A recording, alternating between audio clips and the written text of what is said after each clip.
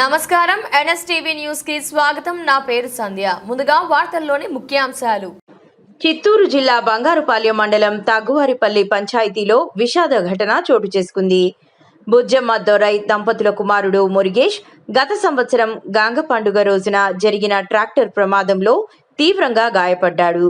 ఈ ప్రమాదంలో మురుగేష్కు కుడి చెయ్యి, ఎడమ చెయ్యి, తల మరియు వెన్నుముకకు తీవ్ర గాయాలయ్యాయి. మొదట బంగారుపాలెం ప్రభుత్వ ఆసుపత్రిలో చికిత్స అందించిన వైద్యులు పరిస్థితి విషమంగా ఉండడంతో తిరుపతికి తరలించారు.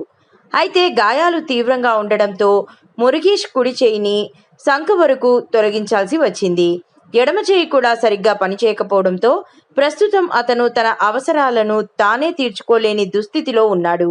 ఇప్పటికే కుటుంబం ఆర్థికంగా బలహీనంగా ఉండడంతో రోజువారీ భోజనం కూడా అందక ఇబ్బందులు పడుతోంది. వైద్య చికిత్స కోసం కూడా డబ్బులు లేక తీవ్ర కష్టాలు ఎదుర్కొంటోంది. ప్రభుత్వం నుంచి పెన్షన్ గాని ఇతర ఆర్థిక సహాయం గాని అందకపోవడంతో కుటుంబ సభ్యులు తీవ్ర మనోవేదనకు గురవుతున్నారు.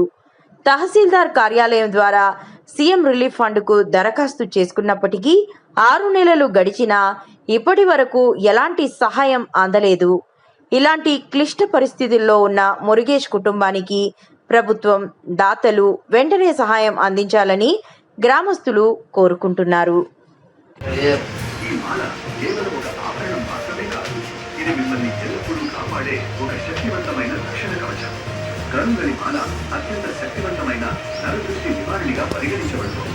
అటువంటి బలమైన ఎదుటి వారి ఈర్ష్య ద్వేషాల వల్ల కలిగే చెడు ప్రభావాలు మనపై పడకుండా అడ్డుకుంటుంది.